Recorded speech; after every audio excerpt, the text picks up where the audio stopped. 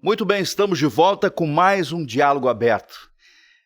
Nesse programa Diálogo Aberto, a gente tem a oportunidade de informar aos telespectadores da Assembleia Legislativa de Rondônia assuntos importantes, como esse que nós vamos tratar agora, o espaço da mulher na advocacia.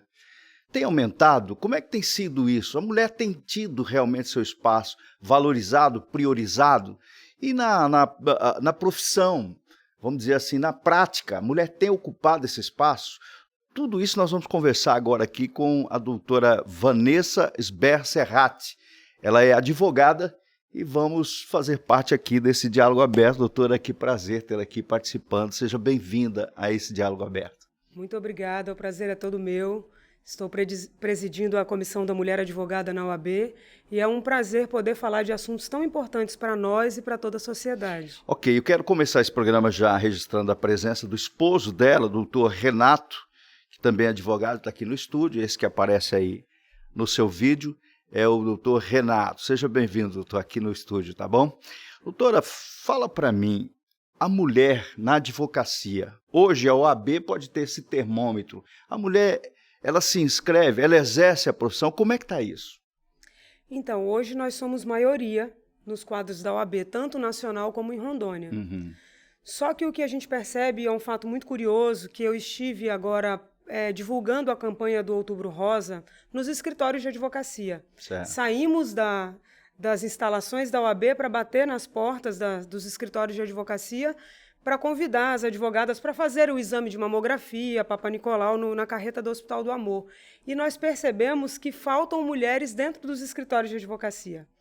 Em que pese somos a maioria, eu tive dificuldade de encontrá-las, mas encontrei muito elas assessorando lá na Procuradoria-Geral do Estado, encontrei muito elas no Tribunal de Contas.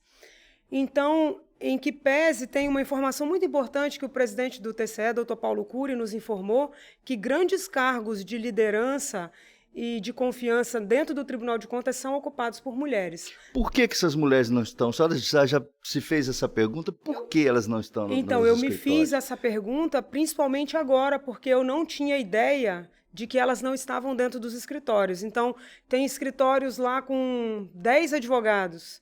Quando tinha mulher, tinha uma. Então, é um trabalho que nós, da Comissão da Mulher Advogada, queremos entender por que elas não estão dentro em sua maioria, talvez, assessorando magistrados, enfim. Cadê essas advogadas? Então, é um trabalho que nós, da Comissão, a partir do momento que nós tivemos essa constatação, nós queremos fazer para entender se elas precisam de incentivo para poder iniciar essa carreira na advocacia nos escritórios, se elas têm esse receio e querem continuar por conta de um salário fixo. Qual é a dificuldade delas estarem dentro dos escritórios de advocacia? Porque, na verdade, assim, eu conheço muitas mulheres que foram para a faculdade, fizeram direito, se formaram e que não estão atuando, que optaram por outro segmento.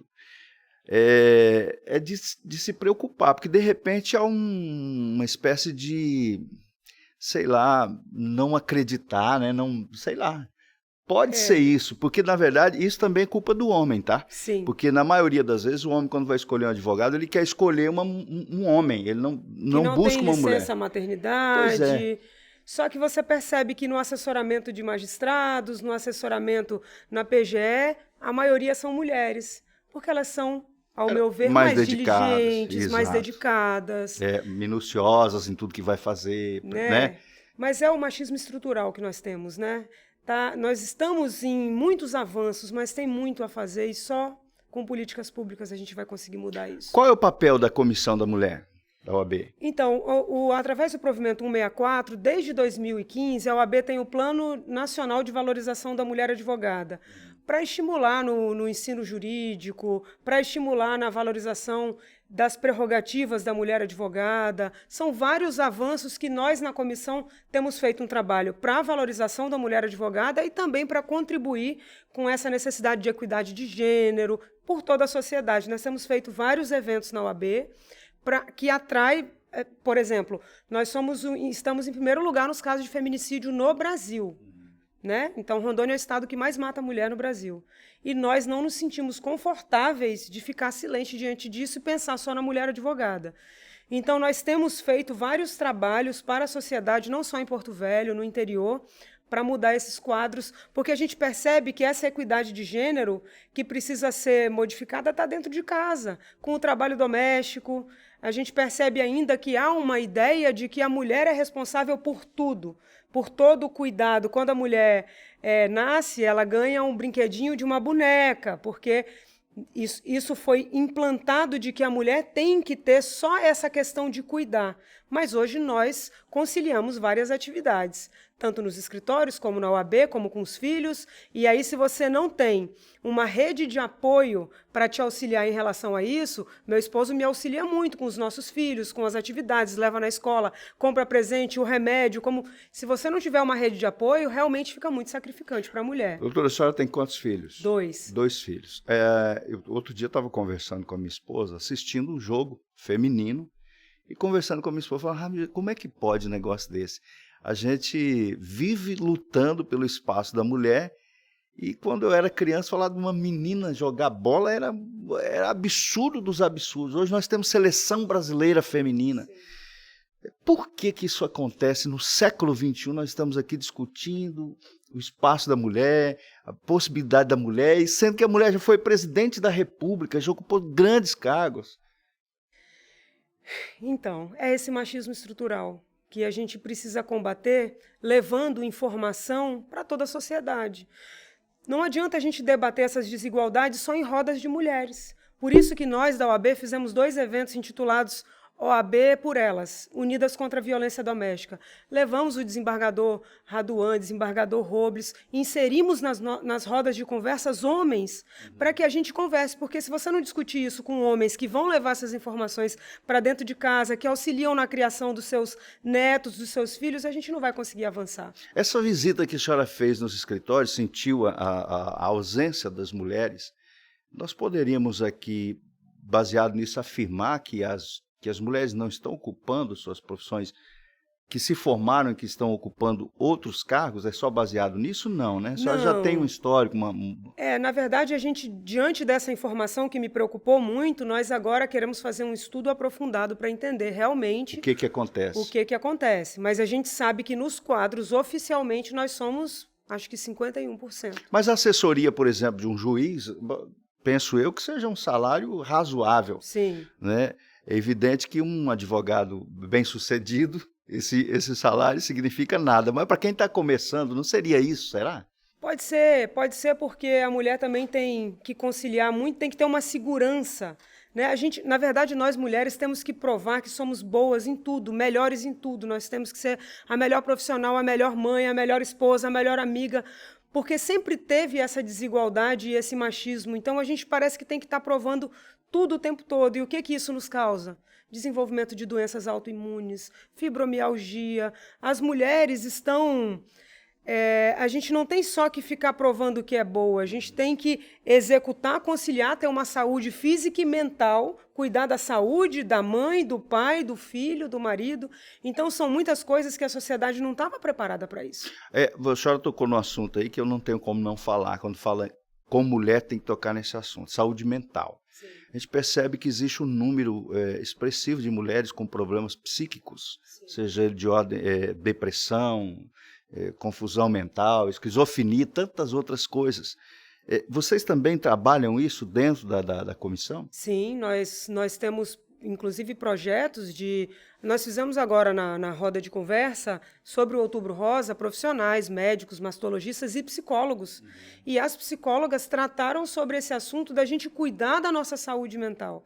Porque a gente faz muita coisa ao mesmo tempo e a gente não estava preparado. Antes era só para dizer, nós somos capazes, a gente precisa de espaço. Se você vê na magistratura, por exemplo, apenas 1/3 é ocupado por mulheres. Né? Se a gente pensar que em 27 subseções da OAB, 22 são vice-presidentes. Então, assim, nós temos que provar e precisamos de políticas públicas para demonstrar e desmistificar que a mulher sim é capaz, que a mulher sim precisa ocupar esse espaço, porque até, por exemplo, nós somos em maioria aqui para votar em Rondônia. Nós somos capazes de mudar o quadro da eleição do Estado. E o que nós estamos fazendo com isso? Quantas mulheres nós temos? 3, 4 deputadas? 3? Aqui? E aí só tocou no assunto interessante, a mulher na política, porque quando se fala em mulher candidata, e aí vai aqui até um puxão de orelha nos representantes de partido, porque quando fala em mulher candidata, pensa lá, o gênero tem que ser completo, né, para formar uma chapa, e a mulher sai como coadjuvante. E não é assim, eu acho que tem que inverter esse papel, a mulher tem que sair para representar. Sim. Tanto é que houve um avanço, né, com a emenda 117, que possibilitou que agora precisam injetar mais dinheiro para apoiar a campanha das mulheres, mas isso tudo é muito pouco e nós somos capazes de interferir no resultado das eleições. De que forma? Só que enquanto as mulheres não ocuparem esses espaços na política, no poder, nós não temos... Como é que um homem... Lógico que nós temos muitos avanços, temos deputados, vereadores sensibilizados com a causa. O nosso presidente da OAB, por exemplo, a diretoria da OAB é composta por 3 mulheres e 2 homens. Então, há um avanço e uma necessidade de refletir que a mulher pode contribuir muito, só que apenas elas nos cargos de poder, nos cargos de liderança, para identificar aquilo que pode ser feito em benefício da própria mulher. O homem não tem essa sensibilidade de se colocar no lugar da mulher e fazer política pública em benefício dela. Sozinho, não. E, doutora, tenho que falar o seguinte, a mulher não adianta, o homem quer competir com a mulher, principalmente, eu falo sempre lá em casa, como é que é a minha mulher? Ela consegue olhar a panela no fogo, falar com o menino, olhar no celular para ver uma conta que tem que pagar e ainda fecha a porta, não sei de quê, fecha... A mulher tem ela tem essa característica, né, de estar ligada em tudo ao mesmo tempo. Sim. O homem, ele é focado. Estou conversando com a senhora, se alguém falar alguma coisa comigo, vai perder o tempo, porque eu tenho que parar aqui para poder me concentrar lá. A mulher tem esse... Nós temos facilidade para isso. E cada vez mais isso vai sendo reconhecido. Falta muito.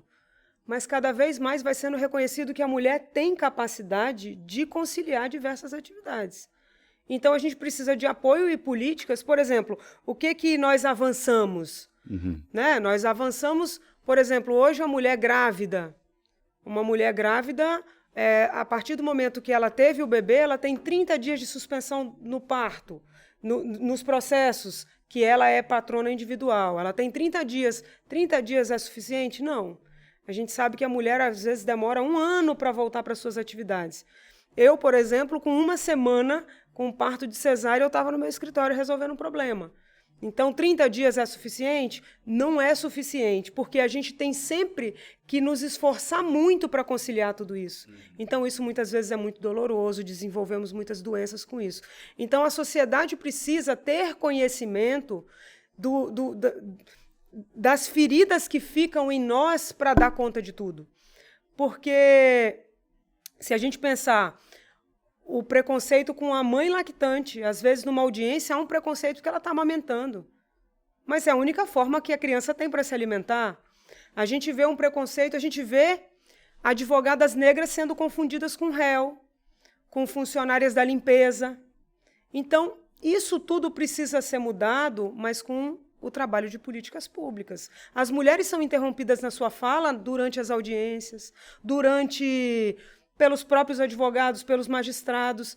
As mulheres não são respeitadas, mas hoje eu percebo que, com as redes sociais, com o avanço da tecnologia, a informação está muito rápida. Então, hoje, um magistrado desrespeita uma advogada, alguém numa audiência, imediatamente isso é levado a público, imediatamente a OAB se manifesta, as instituições se manifestam, então isso tem contribuído. A gente tem muito a avançar, mas a gente tem que lembrar que a mulher teve direito ao voto em 1932, né?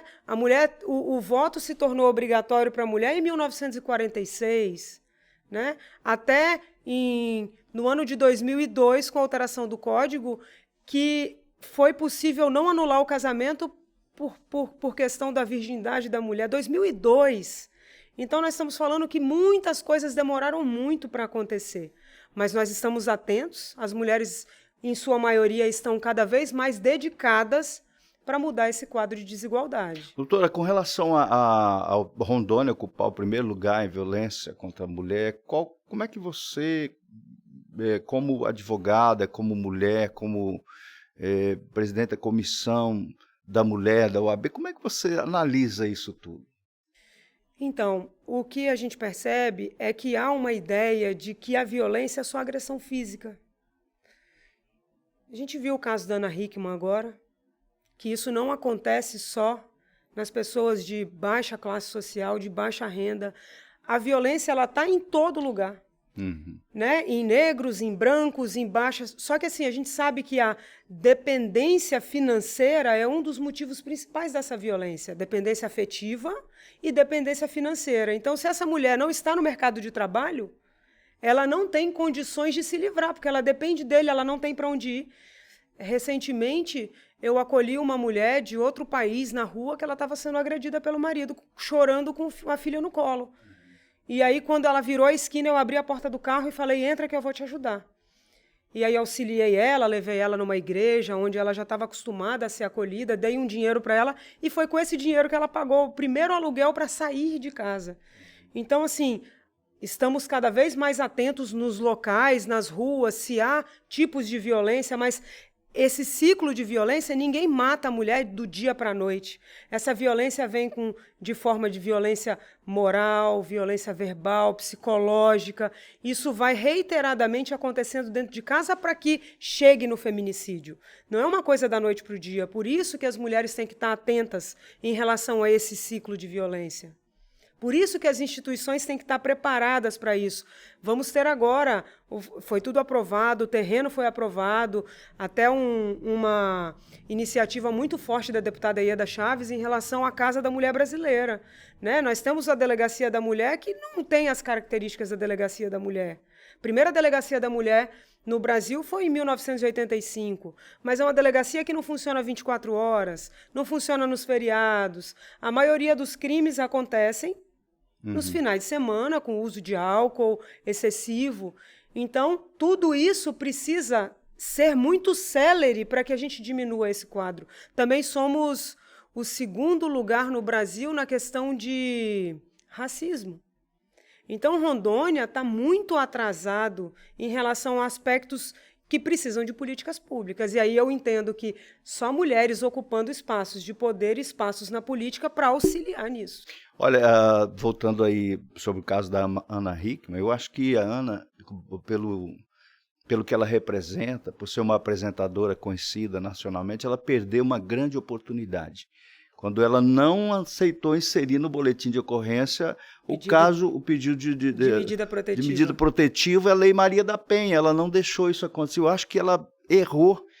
E a senhora falou dependência financeira, exatamente, parece que é isso que está acontecendo. Também.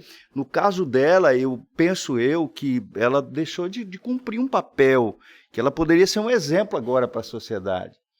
Mas é muito difícil a gente julgar a mulher que sofre de violência. Porque por mais que essa mulher vá 10 vezes na delegacia e ela relate, ela não queira materializar aquilo, nós, como sociedade, as instituições precisam acolher essa mulher porque ela está muito sofrida. Né? É muito difícil você... Às vezes eu também represento a Glomaron, a maçonaria, no Conselho Municipal em defesa dos direitos da mulher, que é uma honra também. A gente recebe denúncia de mulheres que o homem está atacando fogo na casa. Ela não consegue sair porque ela não tem para onde ir. As casas de apoio são... É muito escasso isso ainda. Então, a gente tem que avançar muito para a gente conseguir fortalecer essa mulher, inserir ela no mercado de trabalho, dar a segurança que ela precisa de que ela vai conciliar várias atividades e o filho dela vai estar numa creche, ela vai ter condição financeira de manter ele lá. Toda essa insegurança contribui para esses casos de violência. Porque ela viva nessa dependência também, né? Sem dúvida. O que é duro é isso, né? Sem dependência. Dúvida. E o pai, quando cria uma filha, que todo o processo de criação de uma filha, depois chega no momento do casamento, entrega a filha na mão de alguém que vai fazer sofrer, muito doído, muito doloroso. Sem dúvida. Nós falamos aqui sobre as ações das instituições e que dão base a isso. A Casa Brasileira seria o quê? A Casa Brasileira seria um local que acolheria essa mulher, que ela já poderia fazer a denúncia, ela já poderia ser direcionada para onde ela vai ser acolhida. É como se fosse tudo em um lugar só. Isso já existe em vários locais. Isso já foi aprovado, já teve dinheiro lá atrás, mas esse dinheiro foi devolvido por falta do trabalho Normal. Que nós já estamos acostumados, mas graças a Deus agora, no mesmo local onde seria anteriormente a Casa da Mulher Brasileira, ali na Imigrantes, na frente onde tem aquela feirinha toda segunda-feira. Sei. Na verdade, é um fato curioso, porque o meu pai era libanês, Michael Esber, e ele era presidente da Sociedade Cultural Libanesa. E ali onde funciona a Casa da Mulher Brasileira, todos aqueles tijolos, aquelas paredes, foram colocadas por jantares árabes que nós fizemos, porque ali seria para aulas de dança, estudo árabe, e ali era para ser uma escola, então foi embargado. Mas eu fico muito feliz hoje de saber que lá, onde nós lutamos tanto para que tivesse questões sociais, também vai ser o local onde vai acolher essas mulheres. Tá certo. Doutora, a senhora falou da UAB, da Glamaron, né? Da Glomaron. Glomaron. E aqui eu quero fazer um registro, que a senhora leve, e eu acho que eu estou falando aqui com representante, parabenizar pelo trabalho que é feito, porque quando nós falamos de serviço social, de ação social, a entrega de água, por exemplo, aos ribeirinhos, um momento difícil, eu tenho visto o apoio que também tem dado às pessoas que procuram o Hospital do Câncer. Sim. Eu acho que todas essas ações, e eu penso que as mulheres estão vivendo um momento realmente de transformação. Sim. E há muito que se fazer. E se nós não tivermos mulheres guerreiras como vocês, né, aí que venham para a televisão, que vá para os rádios, que vá para os jornais, que fale, que represente, eu acho que o que está faltando é isso. Estava faltando, hoje não está mais, hoje tem muitas pessoas já representando. Mas, sobretudo, o trabalho da maçonaria, queria deixar esse registro aqui. Muito obrigada. Inclusive, o grão-mestre, o Tupã, me pediu para que nós fizéssemos um trabalho contra a violência doméstica, dando esse conhecimento, essas informações nas lojas. Então, através do Conselho Municipal em Defesa da Mulher, nós vamos fazer um trabalho agora. Agora vem os 21 dias de ativismo, que fala sobre todos os tipos de violência contra a mulher, de uma forma geral. Então, nesses 21 dias, nós vamos visitar lojas da maçonaria para levar informações com psicólogos, com policiais, para que a gente possa coibir, auxiliar a sociedade de uma forma geral, e eu acho que a maçonaria é um local ideal, porque a gente vai levar para a sociedade masculina informações que podem impactar na melhora desse convívio familiar. Eu acho que as características de uma família bem estruturada, como é a sua, tá aí você, seu esposo, 2 filhos, é uma família estruturada. Nós precisamos de impactar a sociedade de alguma forma para que essas famílias que estão desestruturadas, esse é o grande problema que nós estamos vivendo no momento. Não sei, parece que o ser humano, a cada dia que passa, está perdendo o amor, né, doutora? É preocupante, né? Eu não sei o que está acontecendo, mas a gente vê que a gente precisa muito de psicólogo, de psiquiatra, desse apoio. E você falou na Casa da Mulher Brasileira, essa mulher lá, ela vai ter esse apoio que hoje existe, mas no CRAS, cada um num lugar. Agora, a mulher, às vezes, nem tem como procurar tudo primeiro, isso. Ela já não tem coragem, porque ela não tem, muitas vezes, prova de que ela sofre esse tipo de violência. Ela se sente constrangida de expor. Então, quando ela chega na delegacia, ela precisa de uma mulher para acolher essa mulher. Ela precisa de projetos para que ela possa ser inserida no mercado de trabalho. Nós estamos falando aqui da advocacia, mas nós estamos falando daquela mulher que não tem uma profissão, mas que precisa ser capacitada, e isso só a política pública para resolver. Doutora, estamos no último minuto do programa. Eu queria agradecer a sua participação aqui no podcast Diálogo Aberto. Fique à vontade para suas considerações finais. Olha, é um prazer enorme estar dentro dessa casa, dentro da Assembleia, que representa tanto para todos nós, para falar de um assunto tão importante, que é sobre essa questão da equidade de gênero. Viemos falar da advocacia, mas não tem como falar dos problemas da advocacia sem falar dos problemas da mulher, das profissões de uma forma geral. Então, quero agradecer muito a oportunidade, a OAB está sempre à disposição. Recebam também o nosso abraço do presidente Márcio, que ele é muito sensível a essa causa e ele tem dado todo o suporte para nós, para que a gente faça a diferença na sociedade. Muito obrigada. Já está convidada a voltar novamente aqui para a gente tratar sobre outros assuntos em concernência à mulher. Agradeço a você que nos acompanha sempre no podcast Diálogo Aberto. Muito obrigado pelo carinho. Lembrando que aqui na Assembleia Legislativa a gente procura levar todas as informações até você, deixando você por dentro de tudo o que acontece. Grande abraço, fiquem com Deus, até o próximo programa.